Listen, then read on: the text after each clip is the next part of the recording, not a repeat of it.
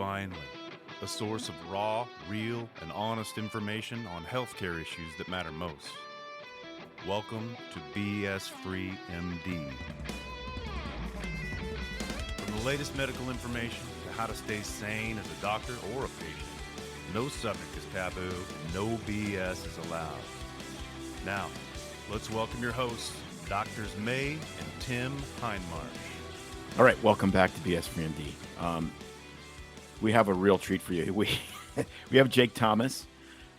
He is a life coach, nutrition coach, relationship coach, you name it.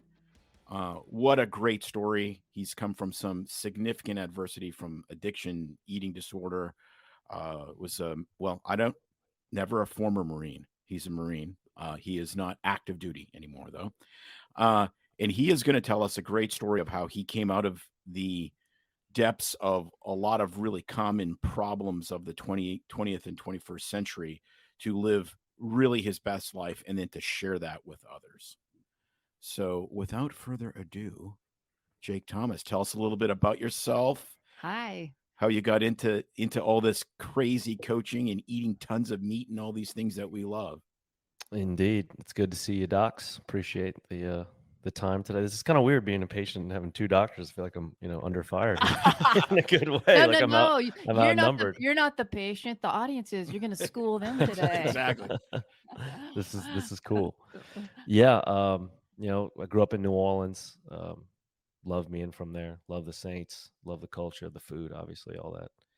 But as a kid, I didn't grow up in the greatest home. I had divorced parents, like many people do, except mine were dealing with a lot of infidelity within themselves and lies on top of that, and using two children, myself and my younger brother, as kind of little pawns to be able to coerce each other and manipulate and da-da-da-da. And it wasn't cool.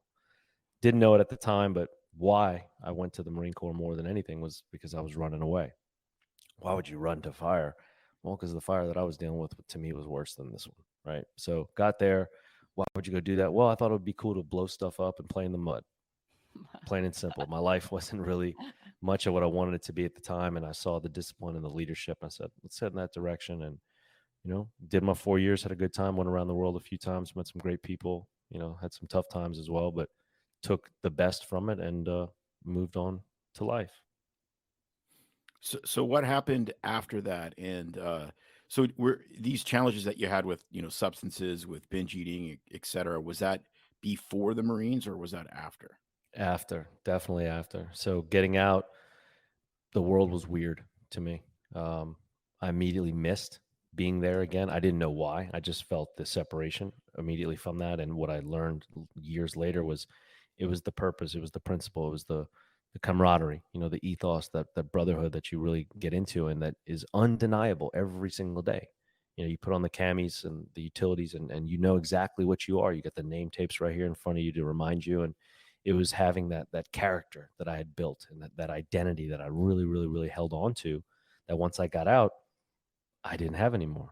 So I was looking for compensation in lots of places. And that list that you just kind of went through was a big part of that.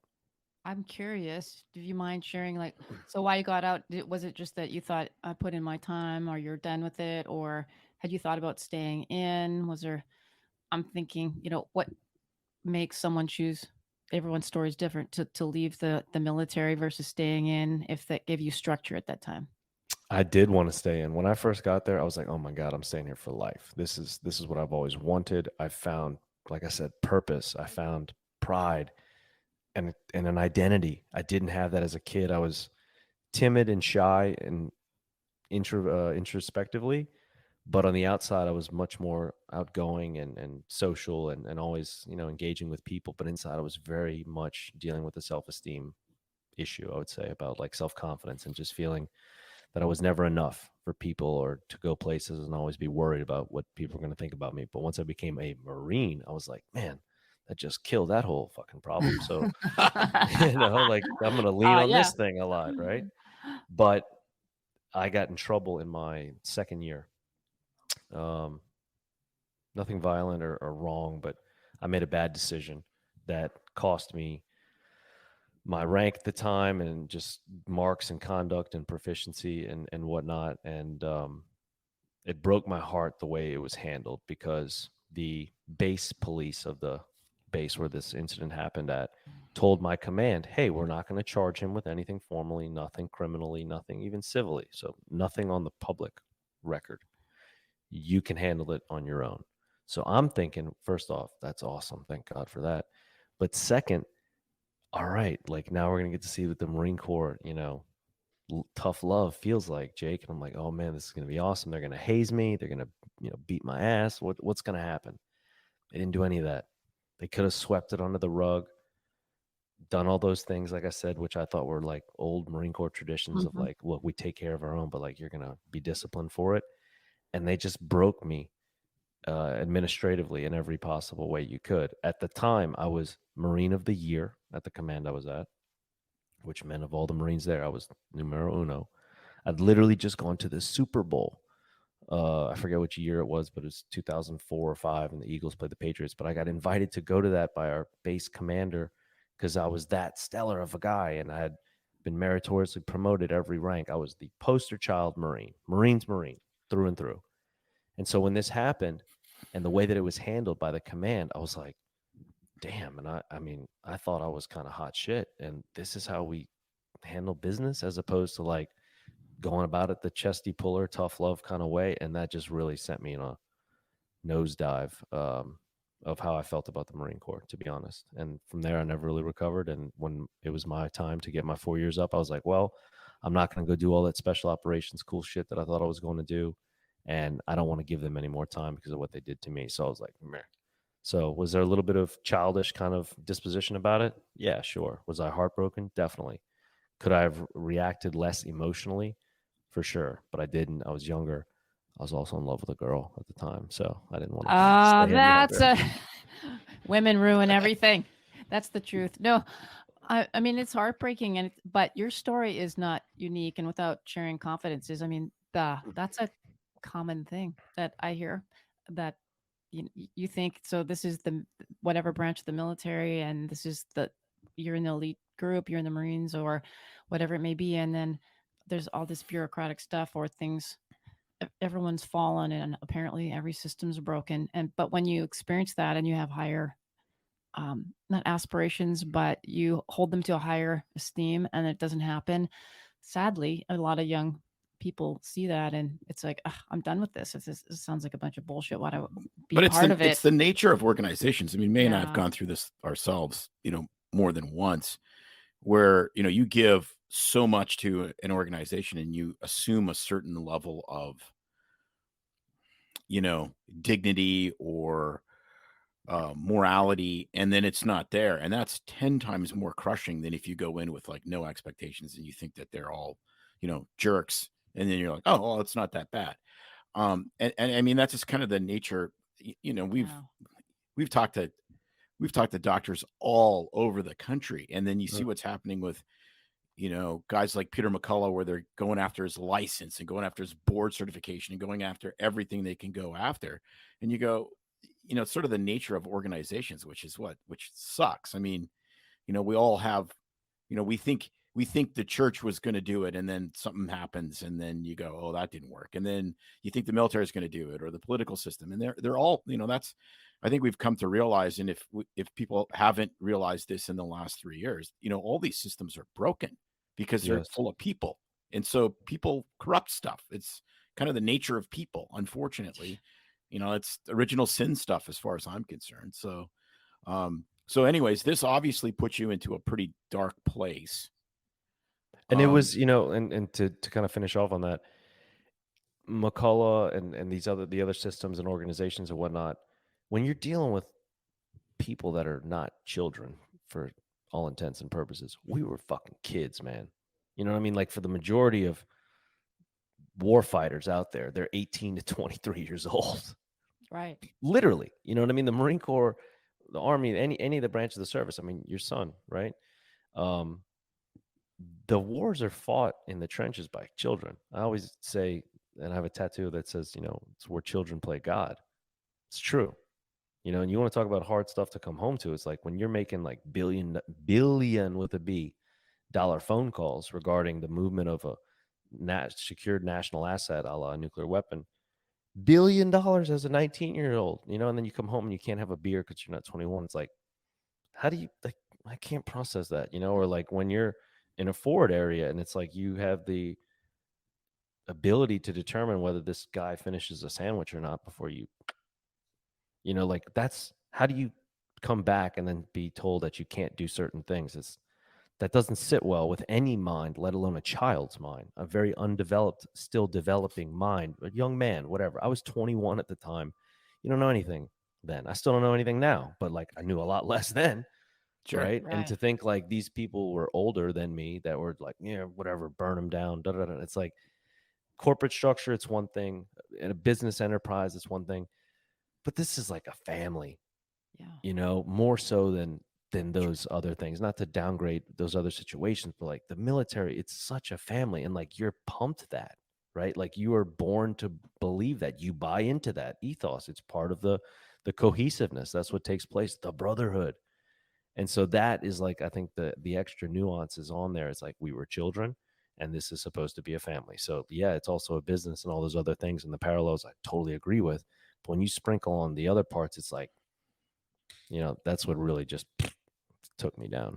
You're Yeah. right, because that's the whole point, is you die for the guy standing to the left and the right of you.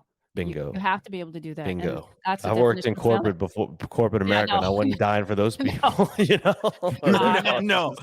No. Yeah, some days they have to hide the letter openers, Yeah. because Yeah. it's an effective weapon. Yeah. No, it really is amazing. I love when you brought that up. That always drove me crazy when you go to rent a car, right? And Yeah. and like they'll put You can be in a they'll fighter jet. they'll but you put a can't drive 24-year-old a car. they'll put a 24-year-old in jet fighter training, Yeah. or they'll let him. But he's not 25, so He's he not can't run a 25. He car. can't run a car, or he's pickling, or literally he is pickling the trigger of a UAV that's taken out Soleimani, Wow. or Yeah. on the team doing that, right? And he can't But run yeah, a freaking car. can't run a car. Budget says go away. But it's I said that actually to a person working at the car rental, which is, they're not exactly the highest level employees, and they're just like, yeah, you're right. Do you want the extra insurance? I was just like, You want to prepay or fill it up? yeah, You know? exactly. Oh, it was so funny. They're like, yeah, you're right. Next, Facts. So what brought you out of this Well, I want to know. cave? I want to know. No, that the cave is just starting, right? Yeah, You got yeah, out yeah. of This the- is what brought me into it. Yeah. Yeah. So was it the girl? Was it the disillusionment with the military? That What was a happened? hard one. I was just not prepared to be in a relationship at the time. I was so hot wired, and everything was life and death to me as far as in decisions and timeliness and punctuality. And you said this, like if there was any deviation from absolute truth, I couldn't interpret it. I would be like, what? You said we were doing this. Well, plans changed.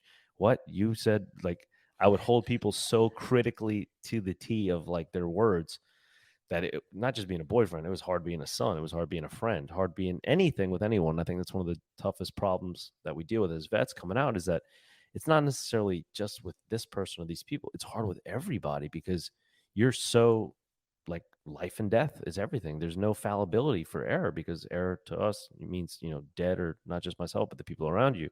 So like the critical importance of truth is like, it can't be messed with. And how does that work with relationships and like your patience and acceptance of things and failure and change? It doesn't, right? Not to mention, I wasn't in need of that because I was in need of healing here first. I was the one that had issues. The world wasn't wrong. I am a firm believer that the world is not as we perceive it. The world is as we are, right? So the reflection of my world around me, as much as I thought it was chaos, is because the chaos was all here.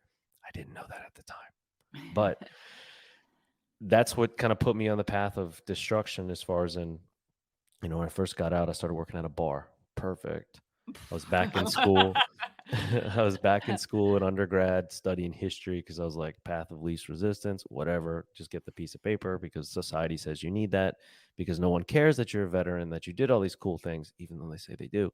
When it comes down to hiring process, the first thing to look at, where's the BA, where's the BS, where's the whatever your degree is in. I'm like, I got all these other cool things. Like, can you look at those? And they're like, we don't care. Like, you're a great hire and all for statistics for like our kind of affirmative action with veteran hiring, but no, this is still a requirement. I was like, so go back to school. I didn't study at all. I didn't learn anything at all. I didn't want to be there. I didn't find it interesting. But working at a bar was great. Met a lot of friends. I got to drink 8 nights a week, which was my way of medicating and kind of dealing with what I was dealing with, even though it's not the best way to medicate or deal with that kind of stuff. But that's what really started me as far as in going further down, I think, obviously becoming really big into that. But at the same time, I don't know what else I would have done, at the time, because it's what I had, it's what was around me, and I was making the best with what I had. Hmm. That's a really powerful point, and it brings out a lot of other points, which is the whole show me your friends and I'll show you your future. You know, they're we're social beings, we're relational beings, and even though things might be fun and you think you're having a good time, the it's really unbelievable how much the people around us influence us and guide our choices, good and bad, keep us accountable or not. I mean, it really is amazing, and we personally have seen this in the lives of our kids because we live in a small town. They moved out, and just to see how different their lives are, just because they were surrounded by people of just completely different experiences than what they had, and they love it. They're like, "Oh, this is awesome! I would have never achieved what I've achieved so far if I wasn't surrounded by these amazing people that were really, and they still have great friends from the town they're from, but there's only so many opportunities in a place of 8 or 9,000 people. I mean, you have to, you need that nourishment of other people. Or, like I would say to my drug addict patients, I'd say, you're clean. You've been clean for 6 months. You got to leave town because you're going to end up going to a party and hanging out with the same cruddy friends that you had, 2 Yep. years ago. And you think Yep. that you can just do a tiny bit of meth and it'll be fine this time. And it won't. And you'll be right back where you were before. Yeah. But you're in a place where you don't know. So you tried school, and you're working at a bar because you don't really know what you're going to do with your life, right? You thought you No. did, and it disappointed you. It let you down, and now it- I'm assuming you just like, what do I do with the rest of my life? Like the Well, school. I was exactly, like, okay, get high school diploma, get college degree, get job, Yeah. just following that path, right? Right. Through my parents. My parents were both in medicine. My father practiced anesthesia for like 40 years. My mother was an RN, and that's how they met. Anyway, so like I was around that kind of like structured corporate America, job, do this, earn paycheck, get pension, retirement, like, set up the IRA, 401k, whatever. Mm-hmm. And I was like completely the opposite. I didn't know it at the time, but I'm a 1099 till I die, and I didn't Yeah. know it then. But my father was like a hard W-2 mentality person too, not just in his work ethic, but just like the way he was and his belief systems and what he saw as conventionalism. And I didn't say anything conventional about it, right? So I was there trying to do this thing because, like I said, every job I was applying to said that you needed the paper. And yes, it gave me great social diversity. The friends that I was meeting were awesome, but anybody says it better than Jim Rohn about you're the sum total of 5 people you spend the most time with. Well, I was always around other bar workers. So what do you think we did? We drank. We drank when we were off. We drank when we were at work. We used drugs all the time, on and off, out of work.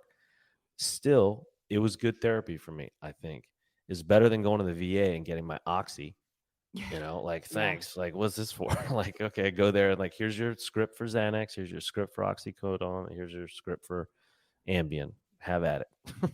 As much as you want. The 90 pill bottles, Yeah, that's the a big whole other ones. set of problems, right? Oh my Yeah. gosh. And I I was don't like, even, I'm never gonna take this shit. I'll just drink it. I'll drink it. I'll drink through it. I'd rather do that than what they were And giving me. and at the time while you're doing this, I'm assuming, are you in your late 20s at the time, mid, late? Early. I got out. I Yeah. was 20. So when I got out, I was 22 years old. Mm-hmm.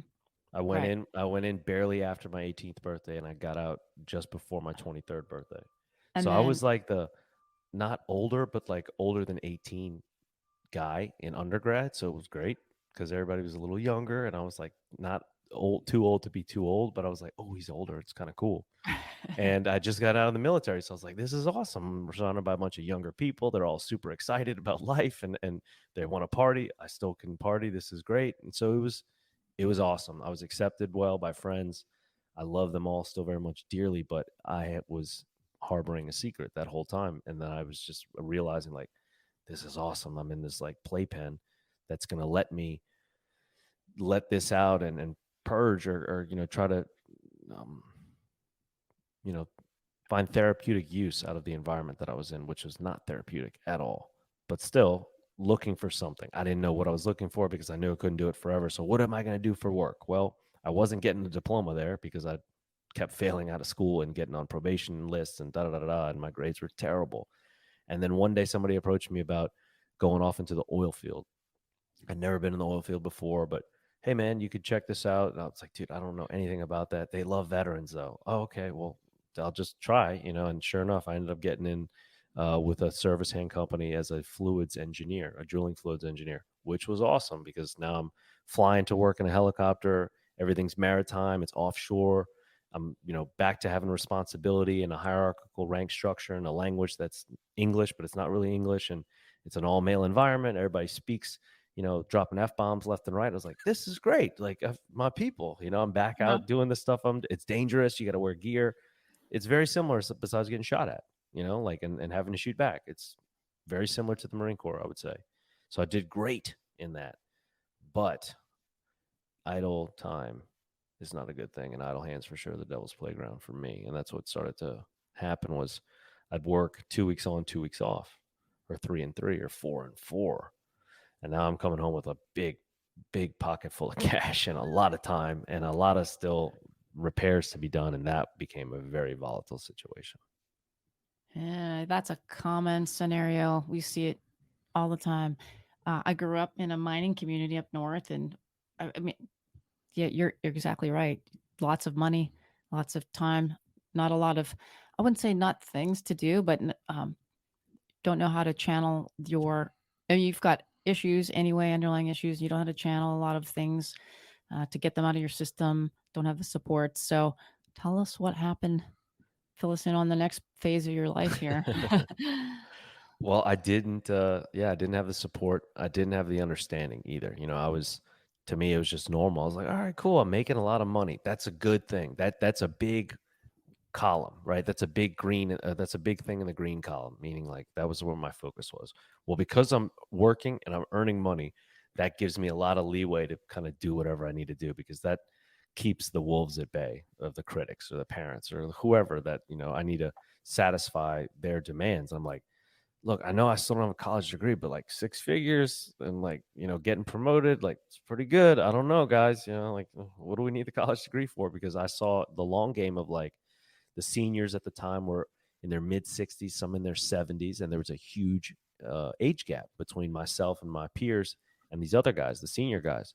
And we kind of got together, just like 3 or 5 of us. And we were like, yo, if we can stick this out for a few years, these old dogs are going to start retiring soon. And we're going to have like 20, 30 years of like our time to really stake it out. So we can kill it these first few years.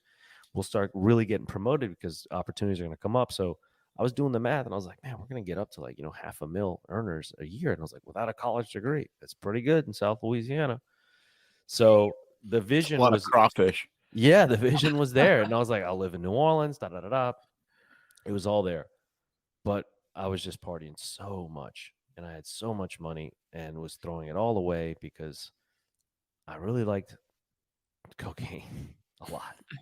And what started as just a fun habit occasionally became a compensatory need all the time, right? In order for me to have fun, I had to have bag. Every time I would go out, I'd be like, all right, phone, wallet, keys, bag, cool, I'm good. Like I'd make sure my bag was in my cigarettes every time I would go out. And I couldn't have fun without it. Literally, like I would need more. I would need it more frequently. I was having like $1,000 a week habit. And that's not sustainable for a lot of things in life, for a lot of other things in life. So that got tricky really fast.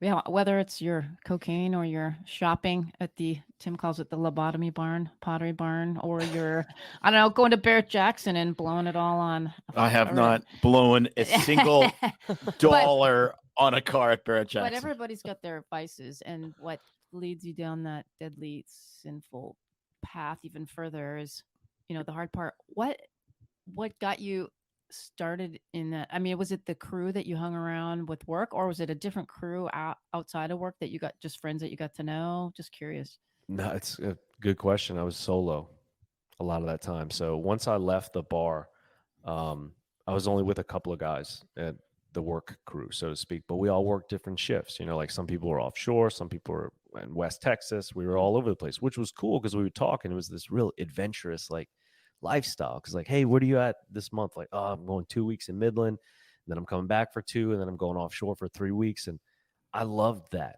That to me was so cool. You know, like to be that I got to drive 17 hours to Midland tomorrow. And people are like, dude, that's crazy. I was like, cause it's awesome. It's life on the road, you know? And like, it's not sitting in a desk and being like, well, what am I doing here?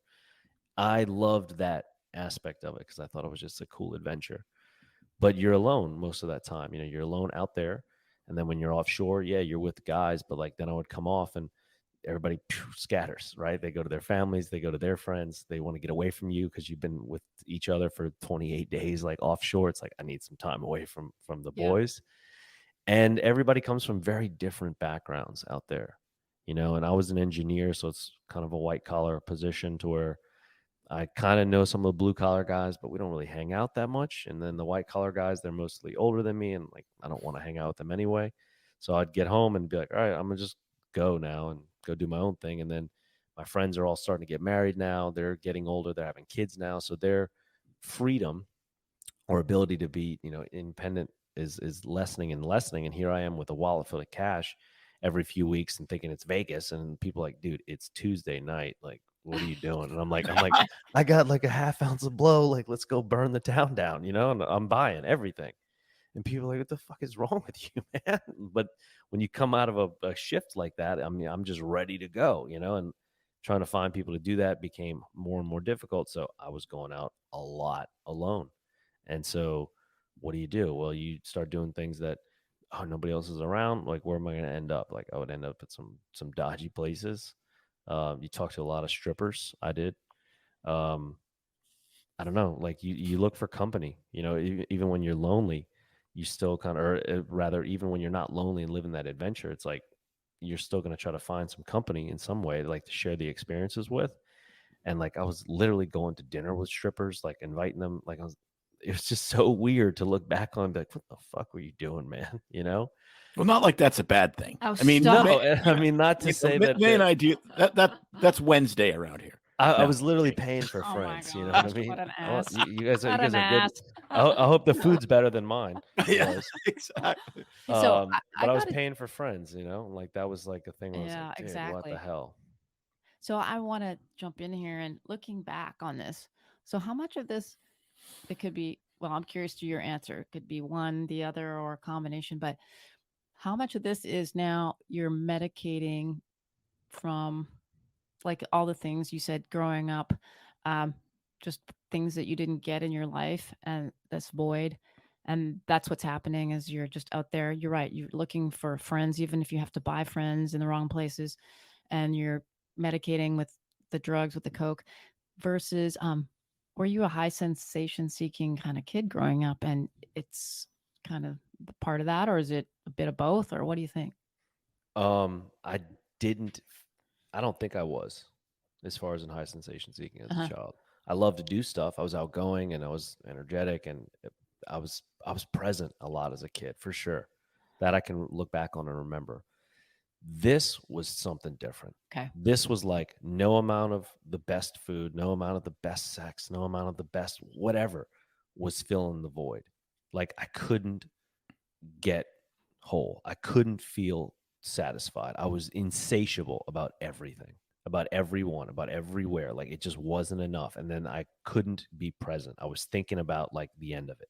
You know, like I'd sit down at some crazy expensive dinner and I'd just be plowing through the food, thinking about like I can't wait till the next thing. And it's like, dude, like I had no ability to maintain presence whatsoever. As a kid, I was great about it. Every experience, every sport, every game, every play, everything. I was even school, like I was into it, everything. And now it's like I just didn't have the ability to be present. And it was from when I felt that I lost that identity, that my behavior after the fact was me trying to search for that again. And as soon as I felt any form of like this isn't it, I was like on to the next thing, right? So meaning like, okay, I'm gonna try this job. Nope, that's not it.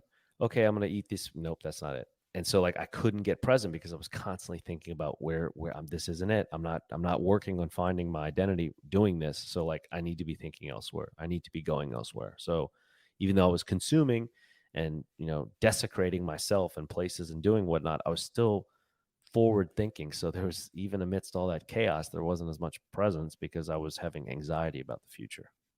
Hmm. And I'm gonna jump back a little bit to your family, and so I find it fascinating. You've got the medical background family. That it's interesting. The whole. Obviously, we raised our kids out of the house, and when we grew up, like you, it was they got to go to college and get a degree. And even when our kids were starting, and they're like late '90s kids, everybody's like, well, they just go to college anyway and get a degree. Like, doesn't matter. You just got to get it done and get it because it's useful.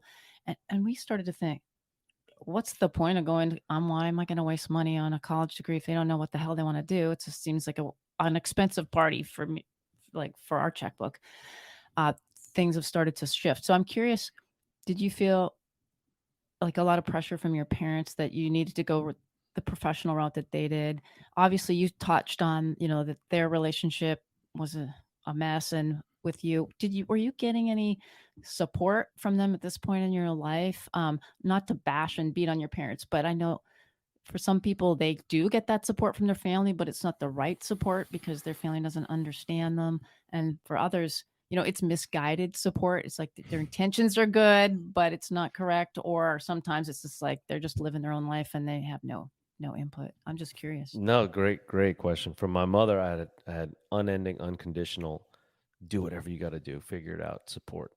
She didn't know what I was doing as far as in figuring it out and the depths of which I was doing, but every change in direction or living place or job to job and bounce around that I was doing, she was so understanding. So you do whatever you got to do. If it doesn't, fine. I was like, Mom, this doesn't feel right. Go. Why are you still there? Everything was about intuition and channeling and believing and feeling my intuition. She very much supported and encouraged that. My father, not so much.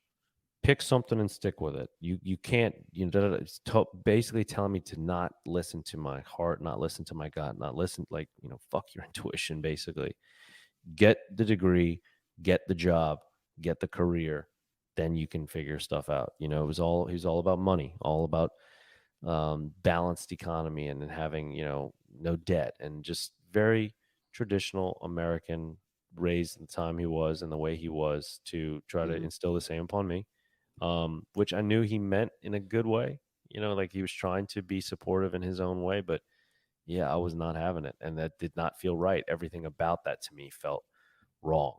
Everything about that to me felt foreign more than anything. So like when I kept leaning into that or trying to satisfy that, I just couldn't do it. Like I literally, it felt fraudulent. So that's why I kept kind of messing up, I would say, or like falling backwards. But then every time I pursued my intuitions, I would get this another keep going. Even if it was hard, even if it took me somewhere that I didn't want to necessarily be, I was like, okay, this isn't it. Then I'm in another room. Like, okay, what do we do here? And then I get to the next room.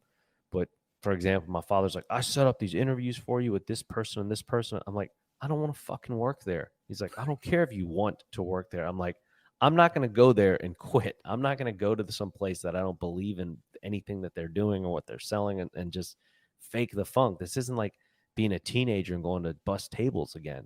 This is like talking about a beginning of a career. And I'm not just going to like choose something off the board like it's a fucking tattoo parlor and be like, yeah, give me the Betty Boop with the rocket launcher,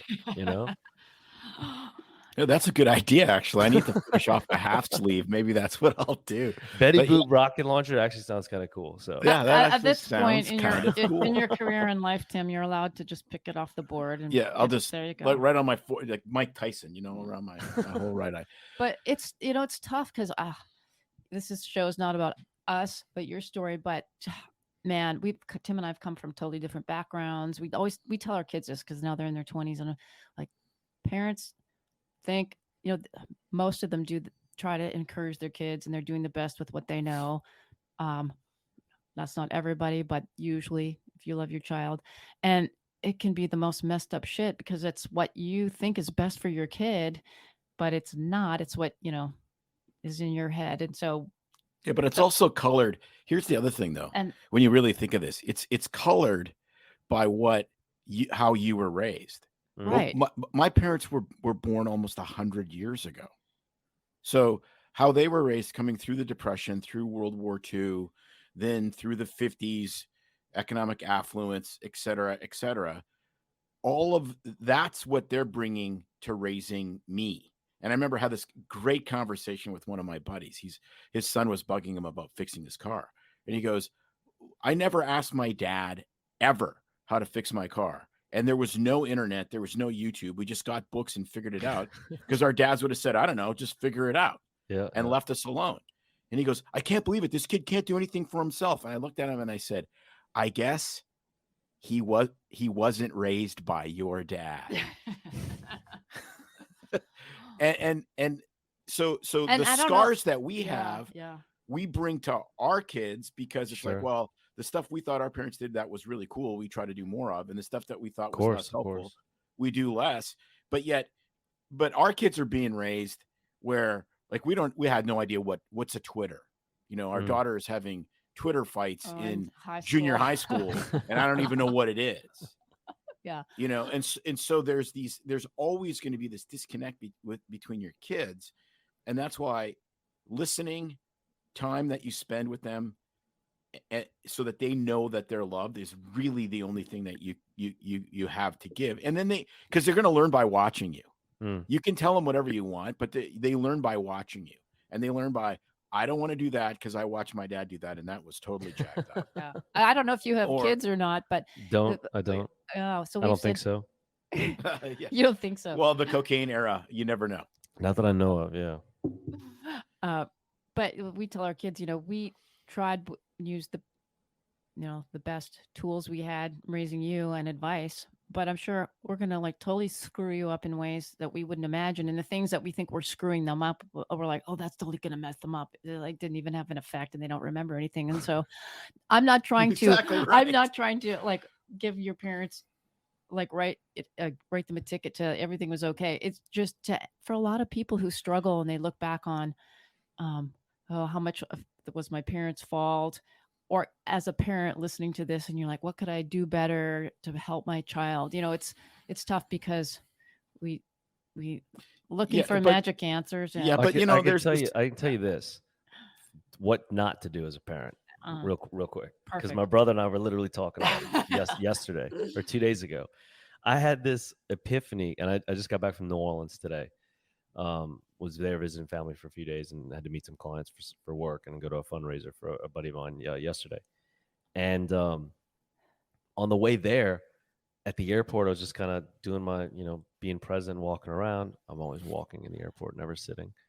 And I'm walking around. I just had this eureka moment. I was like, damn, we were so young when we used to fly as UMs, unaccompanied minors, as they're called, to go visit my mother. My parents got divorced when I was 8. It was 1993. And my mother moved back to where she grew up. My mother's from Mexico, but grew up in Laredo in South Texas because my father was politically and financially pressuring her and straining her and everything. So she left New Orleans to go home to kind of just regress and try to, put herself back together. And now my father got custody. So my brother and I are back and forth. What do we do? And the first time we started flying there, or every time we flew there, we were UMs. Wow. Well, we were freaking kids. Yeah. I was asking, I was like, dude, how old were you? Do you remember how old you were when we first started flying? He's like, I was like, were you 5 or 6? And he was like, I don't know. I mean, I was definitely not more than 7. And that's for sure because they got divorced when we were 8 and he was 5. He's 3 years younger. So I would say maybe we were 6 and 9. Right. And to think that our parents couldn't find some type of more amicable situation where Dad, how about you fucking fly there with us Yeah. and hand us off and then take the next flight back kind of thing. Or Mom, how about you fucking come to New Orleans? Right. Whatever. Granted, it's easier said than done. There's money and issues in there and whatnot. But okay, let's just stick the kids on the plane by themselves. Jake, watch your little brother, who's 7 years old himself or 8, whatever, watch your little brother. And this is the 90s. So we had a backpack full of batteries and a roll of quarters. Kids, you know what I mean? And we did it, and we did that for years since Wow. I was 8 years old, and we were doing it all the way until you're not a anymore. I forget what age that cuts off at, but that's 10 years, of flying like that. And my brother, like I told him this yesterday or the other day, I was like, dude, you're such a warrior, man. Like you were still wearing Velcro shoes, bro. Damn, how did you do that? He's like, well, we were together, I had you, and I just kind of followed you, and I didn't really know what was going on anyway. So it was okay, but don't do that. I'm not a parent, so I'm not going to start preaching, but don't do that thing. That's for sure. I don't think that's the right move. That sounds like a super, super good place to start. Wow. We won't even dive into all the things around that. That's just frightening even to go. No, but the thing that's really interesting is that you understood what that meant something. It wasn't that it just was something. It meant something. So it meant my parents don't give a shit enough to actually accompany us on an airplane. They trust an 8-year-old to take care of a 5-year-old more than in they care. Sea of strangers. Right. And whoever the not, attendant is, whoever the airline affiliate is, that okay, I'm going to be in charge of you today. Who is this person? I don't know what your mental health is like or what your credentials really are. We get dropped off and they're like, okay, stay with Miss whoever or Mr. whoever today. And I'm like, okay, come on, Alec. We hold hands the whole way. Oh my gosh. It's just weird, to think about that. Right. And whether your parents intentionally were just kind of not caring, it sends the message one way or another. And that's so sad. That is so sad. Wow. I mean, it really is. It was a trip. It was a bunch of trips. My gosh. So we're in the pain cave here. Oh, yeah. So what was the tipping point? Was there a tipping point? Was there a day where you I've read lots of books where guys have come out of addiction and whatnot. Oh, and, yeah, for sure. Some of them are just truly, miraculous. It's like one day they're doing every drug. The next day they're like, I can't do this anymore. And they just, or they wake up in jail. Oh, wait, I've talked to lots of people that have gone to jail. I want to know if there's not more. far from it. Maybe there's more than just the coke. There is, because there's a tipping point. There's some place where you reach the end of the there's definitely there's more. I was never too into the depressants, so the SSRIs and opioids was never really my thing, except to come down, because I would be so wired out from being up for 3 days that I would use those to try to knock myself out with. And how did you get back to work? Do that. How did you function at work when you're gone all those weeks? Well, I knew how to dodge piss tests really well, number one. So I learned early on, the healthier I can look on the outside, the less assumingly sick people assume me to be, right? So first thing to go with a sick person is usually their complexion right away, because you're reclusing usually, especially with a drug addict, right? They start to look pale.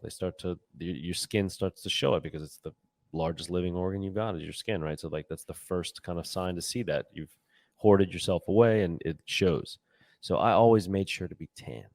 I always made sure to be in the sun. I always made sure to have complexion so that people would never put that, assumption together. I always worked out, even when I was heavier, or even when I was underfed. I always made sure to let people know that I was working out. They were like, man, he's always, it looks like he's healthy. He's in the sun. He works out. Those are just ways for people to not assume the wrong. If you give them ammunition, they're going to use it easy, right? And then even when people look back on them, they say, I had no idea. Well, it's the dude was ghostly white. He never saw anybody. What other writing on the wall do you need, right? So I was using a lot. The frequency got more and more and more. And one day, my brother, when he was in law school, he was learning statutes or whatnot. And he was like, man, it's crazy. Louisiana, minimum 10-year sentence for having a firearm in possession with a controlled dangerous substance, or a CDS.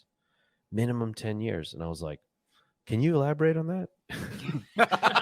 And he's like, yeah, if you have a gun on you and you have a CDS like cocaine and you get caught with those together, it's a minimum of 10 years. And I was like, wow, that's really interesting. And I'm like, because I literally was always in possession of both of those. I always had a gun on me in New Orleans, and I always had a bag for a long time, like years, and in my vehicle, driving around and driving that vehicle under the influence of one or several things, right? So now we're talking about the exponents on that 10-year minimum, where I'm thinking like, okay, so 10 years minimum plus, depending on how much they catch me with, if it's over an amountage, an overage in an amount quantity, I don't know. And then plus on top of that, under the influence, plus God forbid I hit somebody or do something, like I'm fucked, And like when he told me that, it was like this huge, like, eureka moment for sure. It wasn't enough to stop me though, because once I moved to New York and got rid of my vehicle, I was like, all right, and guns, obviously, in New York City. Got rid of the vehicle, got rid of the gun. So now I'm just down to the bag. This isn't as bad anymore, And the legislation here is different. But my frequency got more in New York because that is truly the devil's playground. Once I was able to get everything delivered, I fell in love with that because I could literally make phone calls or send text messages and have bags dropped to me. Okay, yeah, which corner are you on? I'm at 63rd and 5th. All right, cool. We'll be there in 20. Come outside when I buzz you. It's Convenience is serious. not So- Grubhub. It's Drug Hub. Yeah, it's drug hub. Yeah. Oh yeah. Holy And moly. I was extra ultra VIP, like pink plus whatever those membership Uber one. Like I had them all maxed out for Shit. this guy falls through. I got more of them. And how did you get to New York? So are you still doing the contract work and you're just living there and commuting, or what's going on now? I got laid off during the crash in 2015. So the whole vision, the long vision that I had of like, okay, we're going to stay in, we're going to have careers. This is what we're going to do. We're going to ride out the storm. When the senior guys start to fade away, it'll be ours. Well, the price per barrel plummeted in 2015. And as active kind of rig personnel, like drillers and fluids engineers are really only necessary during like active excavation. Well, one of the first things we did was we had to stop drilling and kind of like, need these personnel anymore because we're trying to find other places for us to be able to produce oil and excavate from because our barrel is screwed. So I made it through a few rounds of layoffs and then I eventually got laid off myself. I just that day signed a lease to move into a place with my girlfriend at the time. Like as I was walking out of the office, got the phone call from my boss and I was like, oh man. And I went back into the office. I was like, hey, can I get that cashier's check back? Because this just happened. And they were like, oh, that sucks. Yeah, they were cool about it. But I got scared, broke up with her because I was like, now what am I going to do? I just lost my job, all my money, my habit money. I'm really freaking out, So I went to Mexico, to my family's place up in the mountains in the state of Michoacan. It's like 3 hours southwest of Mexico City.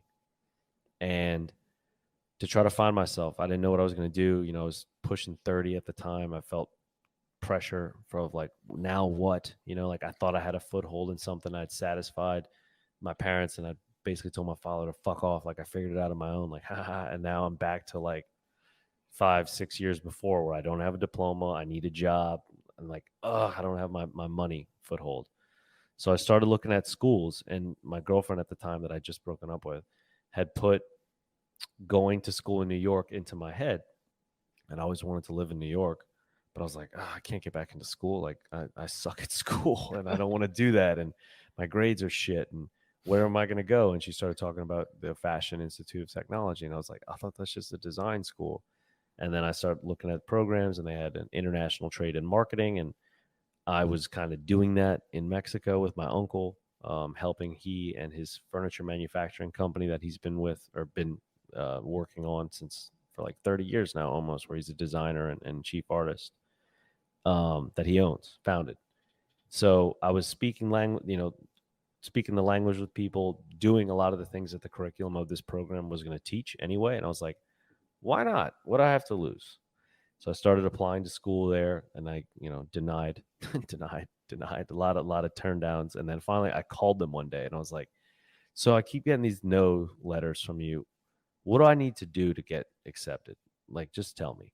And they're like, well, your grades, your transfer credits, we'll accept and but like the likelihood of you becoming a degree student is very small. I was like, what do I have to do? They said, well, you can come here and take courses as a non-matriculating student. Okay. what if I make straight A's for a couple of semesters? And like, well, it's very ambitious of you. Da da da da. And I was like, what if I make straight A's for a couple? Would you like? Well, if you made straight A's, you know, maybe I'll see you in January. And that was it. Off to New York we go, and people are like, "What the fuck, New York now?" Like, you want to? My father really went off the cliff, right? Like, of all things, like now I'm going high volatility, right? Like vertical slope. You know, he's immediately thinking money, money, money, money, money. Of course. Oh my God, this can be so expensive. What if you fail there? Like, he's the climber at the base of Everest that looks up and goes, how the fuck are we going to get up there? And I'm the guy that's at the base and goes, you know how badass the picture's going to be from up there, dude, when we get there? I don't know how I'm going to fucking get up there. Me neither. You know, I'm not even a climber, but like my life depends on it. I'm going to find a way. Wow. I love it. So now you're in the belly of the beast because you're in New York City. Oh, yeah. And this is actually not all that long ago. I mean, this is what, 2015, 2016. 2015, yeah. So what happened after that? Was it, you know, like, again, I'm waiting for the story where you wake up in the pool of vomit and realize Oh, that that's there. That's coming. It's coming. I thought he was gonna Sherpa his way up to the top just like a mountain goat. No, I have to hit a couple of ice slides, you know, a few Ah. times. The inclement weather comes through a lot. It's tough. It makes the climb tough. It was great when I first got there. You know, it was like this. I did have this huge wash over me of like, all right, this is your last shot, dude. Like, you need to make this work. You made a promise. You put your balls on the line, literally, and said, like, you gotta make these grades. I've never made straight A's in my fucking life, but like, I was like, I can do it. All I got, just put your system into place. And this was kind of the origin of now my business. I didn't know it at the time, but I was like, put a system into place. Leverage what you've learned in discipline, leadership, accountability, intestinal fortitude, self-reliance, and apply that. Like, I had to take the mindset of like, these people are peons. Not anything against them, but like, dude, you're a fucking killer. Like, you're a savage. You are an alpha elite. Be an alpha elite.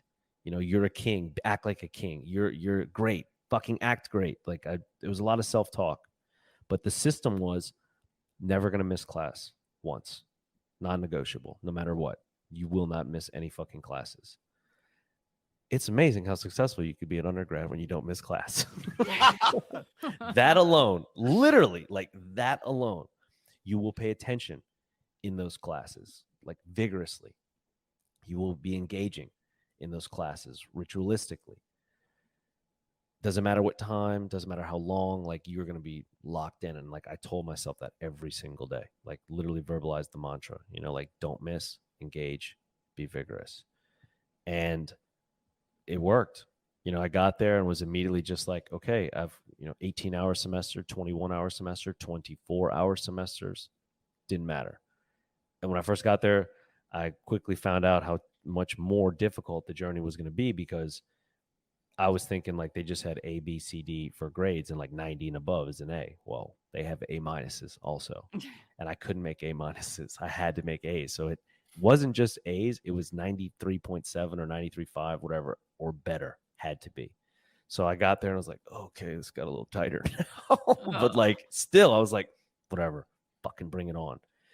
And knocked out those first 2 semesters, straight A's, which was amazing, because I was like, Mom, look at my report card, like for the first time in my life. And that felt great. And my parents were laughing like, wow, you could have saved us a lot of time and money and stress if you would have done this in the past, but it took you going to New York of all places. Yeah, it was great. And so I got into the program, did great there, ended up graduating the salutatorian, like second out of 2,000 people. And the only reason the valedictorian was because she was there longer than I was, since I was a transfer student. But I was pretty satisfied with it. But still, even amidst all that, the drugs were there. Huh. So it was mostly your self-talk, using what you'd learned from your experiences before, that really got you through that. And failures. Yeah, right? Yeah. Like I knew I had a laundry list of how not to do it. Right. Mm-hmm. Like the Thomas Edison story, I say this a lot, but like, I love his outlook on the invention of the light bulb in the sense that, wow, that's cool. You learned how to make a light bulb. No, no, no, no. I learned 10,000 ways how not to do it. The Yeah. last one was just like how about that? No, Interesting. no, it's Cool. I was going to ask if there was any like big mentor things in your head or mantras or things or people you aspired to, but Edison's a big one. I mean, Yeah, the it's- 10,000 ways how not to do it. Like, I oof. love- I mean, and that's the same thing with me with relationships. I have 10,000 things you shouldn't do with kids. You shouldn't do with a spouse. You know, like that list is great. So you don't always necessarily need the perfect role model of what you want to aspire to be, but what you don't want to be is also great to have around. absolutely. In a sense, right? In a sense, if you Mhm. can learn from it, just purely learning, great. But it's hard not to let that impress on you too. Well, there's a humility and understanding that you can learn from everybody. And I know even when I see patients, like we live in a fairly impoverished area, and it's so easy to, you judge people. It's like, you judge them based on how they look or how they smell or the fact that they're homeless or any of those things. And it's amazing if you have the right attitude, how instructive they can be. I'm thinking of the I've had some of the best conversations that were the most real and the most humbling with ex-homeless drug addicts. Guys that sit there and he goes, you know what? I tried every problem. It was like, I saw this one guy. And he's like, I loved breaking into houses and stealing stuff to get meth because it was so intense. It was so cool. Like I was always running from the cops, and I was, there was always like this adventure, and then you got super high, and then you didn't know what and then he said, I did enough time that I realized that the only problem in my life was me. I was like, holy crap. And he's sitting there, in a doctor-patient relationship, and he's like continuously swearing, and it's like the only fucking problem in my fucking life is fucking me. And I'm like, whoa, dude. You know how many people have paid billions of dollars to Anthony Robbins to get the exact same, diagnosis? It was just fascinating, just amazing. And like you would have never heard that amazing story if you hadn't asked. Exactly. And like it's a story that we never think to hear about. But like, yeah, imagine the depths that people go through in other places. I mean, like talk about impoverished, like something even learning in Mexico, like the US, even under the worst of conditions in other places in the world is luxury. Like we're very, very, very sheltered, and what we think is tough, straight up, and what we put up with and what we have to deal with, and as far as an inconvenience or lacks of luxury. But man, you step outside just this country a little bit, like you get some humble pie real fast. No, I know. We both done mission trips, but I was the first few of those, and I'd come back and I would be pissed off at work for a long time at people's demands and first world problems and whining about bullshit that I would be like, you don't even have a clue. Just what would get me is we would be in the mountains of northern Luzon in the Philippines. I mean, these people. There you go. I've been 100% been to Subic Bay in the Philippines. Yes, yeah, absolutely subsisting based on rice patties and chickens. Yep, I've been there.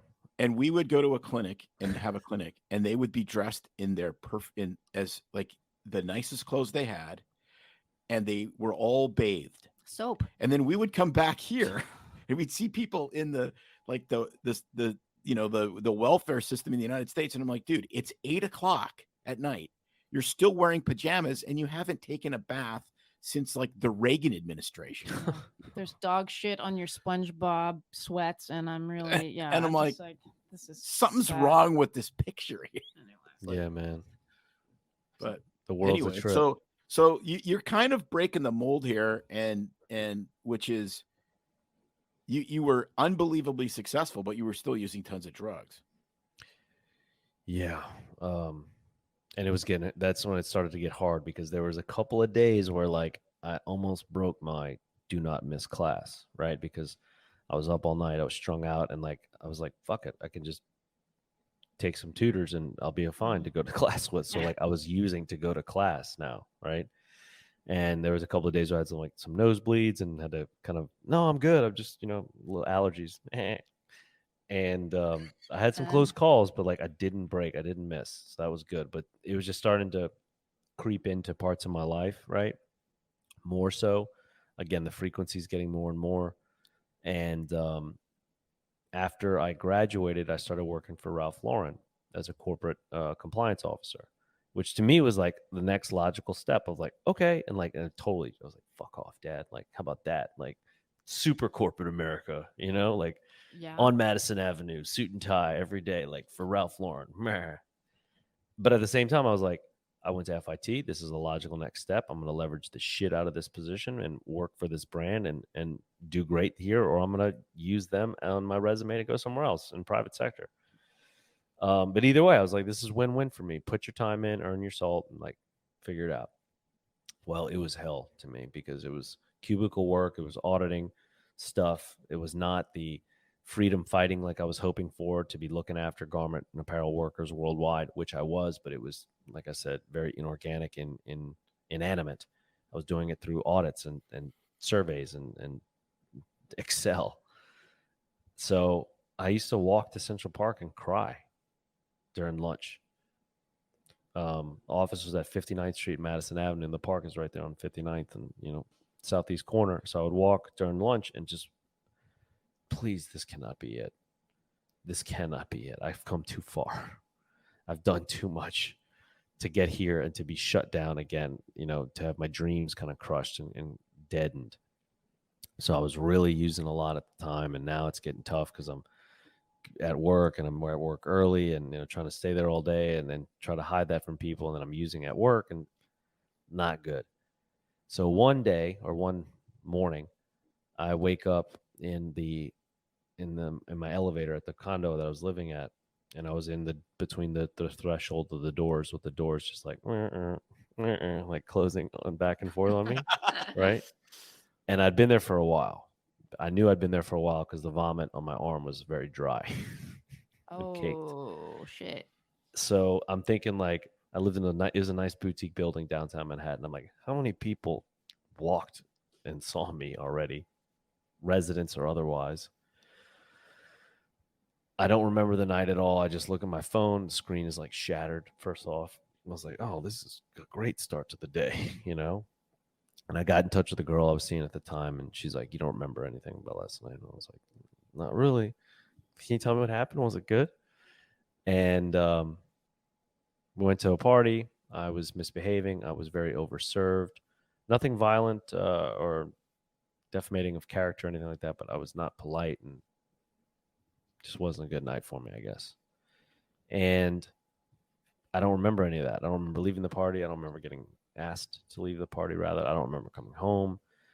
And then just waking up there the way that I did was like a final good last straw, because I had all the thoughts about my brother talking about the CDSs and all the close calls and the years that I had of driving with the fucking gun in the car and driving with bags on me and having those two together and thinking that's the minimum of 10 years and doing that for like 5 years straight. And then being in the city all the time, the same thing. What if I get arrested here with drugs? I've got drugs on me every single day, everywhere I go. Never think twice about it. And then just waking up that way and having her say the things that she said to me, it was, I don't know. I guess it was just all a good culminating moment of everything.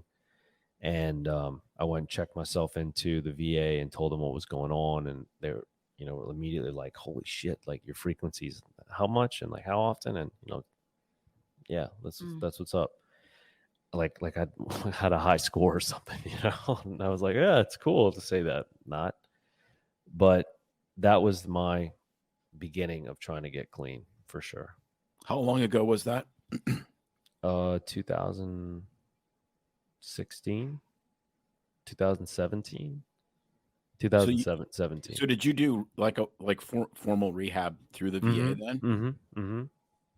For months, for almost a year, actually. It was all outpatient, so it wasn't inpatient. I would go to the appointments would be inpatient, but the program itself was outpatient. So I met with multiple counselors, multiple psychiatrists, multiple psychologists.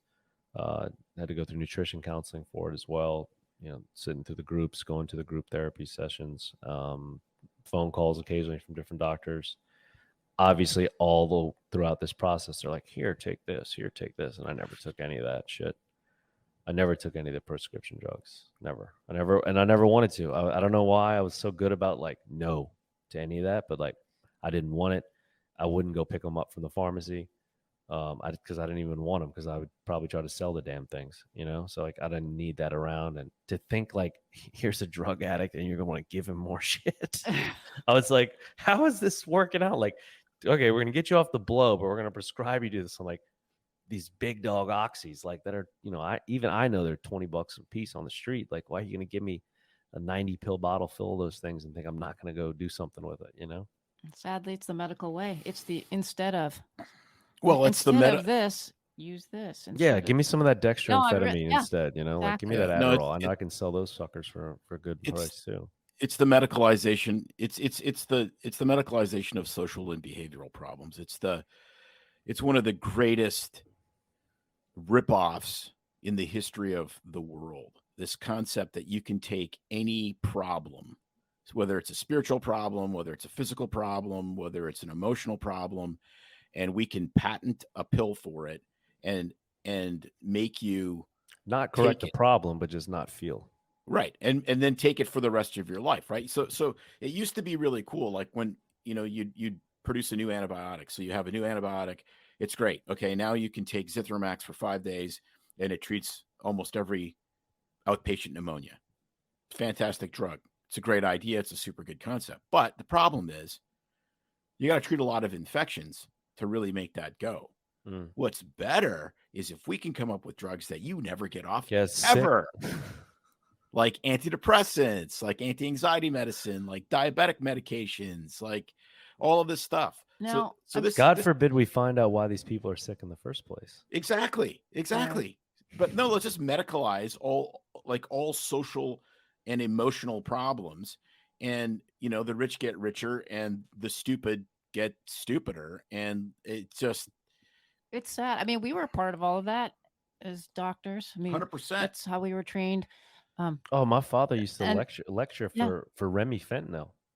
I mean, literally, when fentanyl was first coming out as like a cooler, newer anesthetic, I mean, he would go to the national meeting of anesthesiologists in DC to rep for my brother and I were littered with the most random, newest anesthetic, like drug rep backpacks and fucking pens and shit.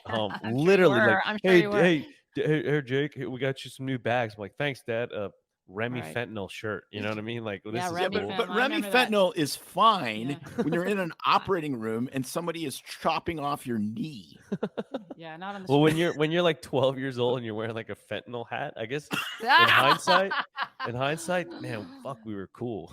Like, we were way ahead of the fashion. Way ahead of That's the really curve. funny. Yeah, I gotta find some way. photos of that. Dippervan had Dippervan everything, like Oh, shirts and hoodies and all that. And if I could pick all the names out in multiple I'm choice, sure but you could. I can't remember. But had all the pens and notepads and just random accessories that obviously my dad just grabbed off the table and was like, "Here, get this for my boys," Yeah, But I'm thinking of back to that's just how we were taught. It was like this pill's gonna fix this problem. And myself, I mean, my story. We were interns doing residency. I had 10-year longer period of eating disorder, anorexia, bulimia, and it was reaching its full blown head. We just gotten married. We're doing our residency, and I, we're doctors now officially, and I'm still a mess. And finally, I went to the doc, and it's like, yeah, well, there's a pill for that. It's called fluoxetine or Prozac, and it really helps reduce the cravings for and the compulsions of binge eating. And I'm like, give it to me. I'm desperate. And so there's the downhill spiral and demise of my brain on fluoxetine. But that's what we were raised to believe, was that this pill is going to cure that problem. And there was therapy too, absolutely, but we not focusing enough on getting to the root problem, obviously. Right, which in May's situation was actually, I mean, it's a tremendous story. I don't know which podcast it is. We'll have to look up the number. But here, you need to hear this just because it's so unbelievably powerful, and I think it gets to the entire point of sort of what you're doing now in your business, which is May was sexually abused by a school teacher for several years in junior high, And so that was the root of the It was 4th through 6th grade. 4th through Yeah. 6th. Yeah. So even before junior high. So there's the root of the eating disorder, of the, disordered psyche. And then there's all the layers of, Oh, know, then how, the absent father, yada all yada, of the stuff, mother pressure to be a doctor. I mean, we can go all of the stuff. unpack that onion however we want. Right. But here, I'm going to very condense this because I think it's very powerful, especially in a condensed form. So you have all of the counseling, which was great. You have the medication stuff, which may or may not have been helpful, probably wasn't really necessary ultimately. But what fixed the problem? What was the miracle thing that when it happened for May, it completely changed her life and took away every single desire to ever binge and purge again? It was forgiving the abuser. It was the power of forgiveness. When he was forgiven, he no longer had any grip on her life. Doesn't mean that you trust them. Doesn't mean you call him for babysitting for your kids. Yeah. But he doesn't own your soul anymore. And it was just wild because, it was. Well, it was the spiritual journey that I had to go on in a roundabout way, but it really was releasing him to have any power over me.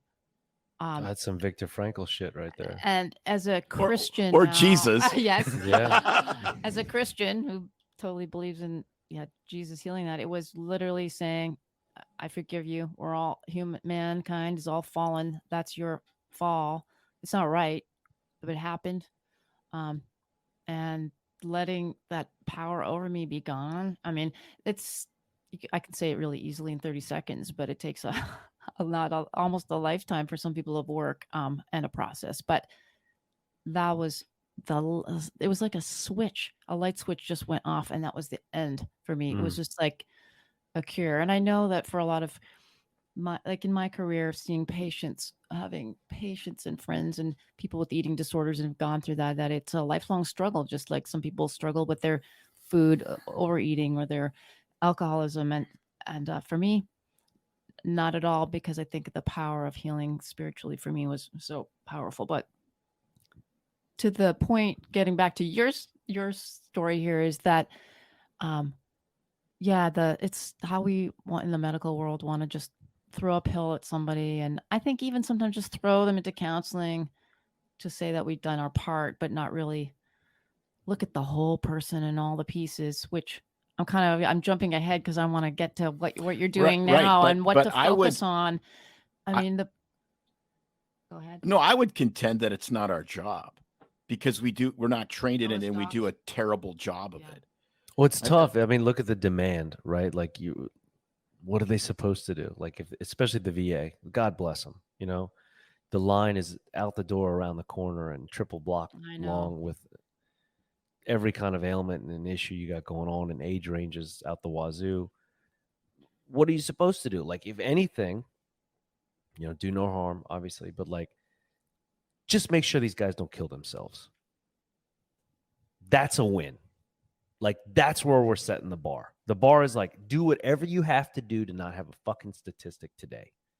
I don't know what it's like in every other hospital, but I would say at the VA, especially for the age range of, like, let's say OIF, Operation Iraqi Freedom, or OEF, Enduring Freedom, or like post 9/11 vets, right? Like, there was probably a mission statement of like, do whatever you have to do to not have these guys off themselves. I don't care what there's probably a serious meeting where a higher up was like, you write whatever script you have to write, you get them on whatever fucking medication is. I don't care. Just make them not be statistics.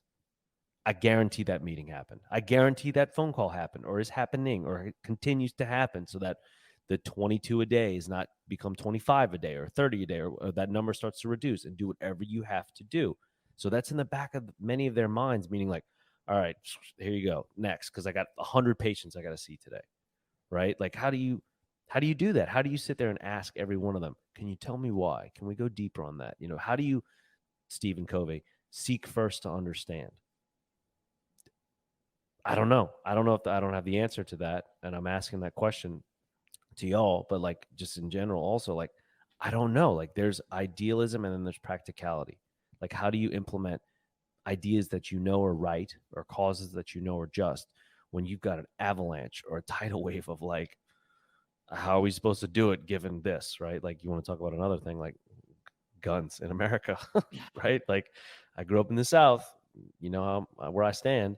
But people talk about change that needs to be made. I think there needs to be made change also. But let's say there's 370 to 80 million people in America. Well, there's a gun for every citizen. So just given that alone, what would you suggest? Hypothetical. I'm not, a rhetorical question. Like, how do you combat that? Like, you can't just say, do this, do that. It's like, it doesn't work that way. It's such a problem in America now, and not even just the veterans, but mental health in general, which is a big topic. And the root of all of that, I think, is we're not addressing. It's but here's but I'm thinking, is like, well, how do you even combat that? I mean, there's simple answers like, well, pair people like yourself with someone going through a tough time, like they do in AA or bring it this on. or that. But it's such a complex problem. Like getting to the root of why all these kids having mental health problems, let alone veterans. And, so you look at society. It's their plates. Yeah. Then that's where I would say, like, you want to take the turn into my business. This is exactly. So we are killing ourselves with what we're eating. Okay, so that's the end of the first half of this interview with Jake Thomas. We really wanted to take the time to kind of go through his story because it makes next week so much better when you listen to. Next week there's more. Yes. You just didn't drop a hint.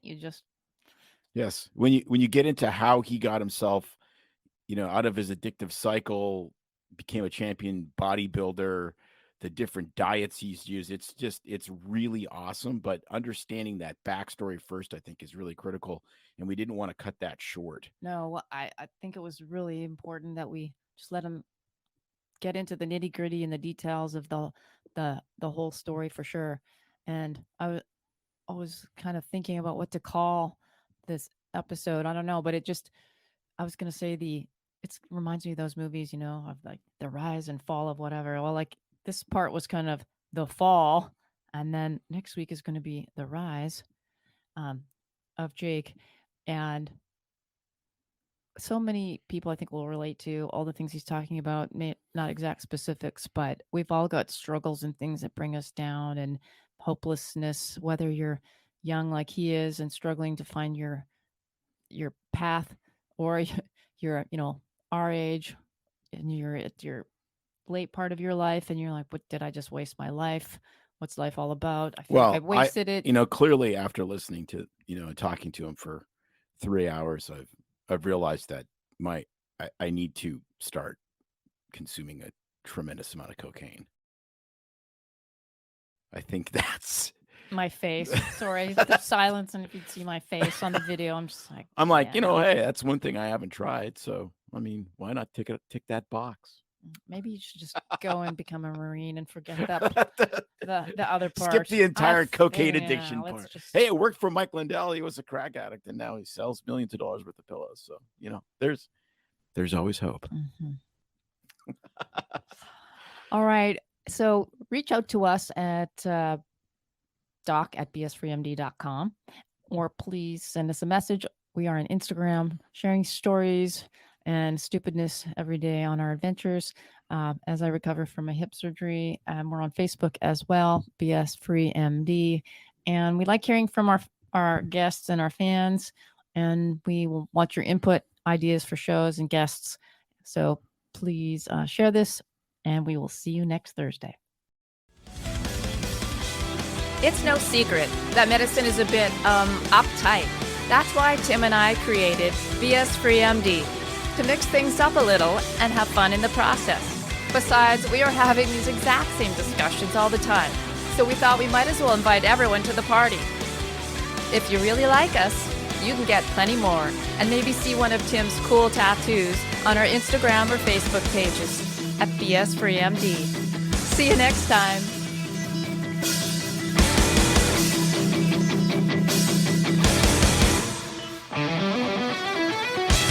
But we try to keep BS Free MD as raw and real as possible. We can't be held responsible for any medical decisions or discussions had as a result of what you've heard on the show. We know, bummer. But the truth is, we really do care about your questions. So feel free to reach out to us by email at doc@bsfreemd.com.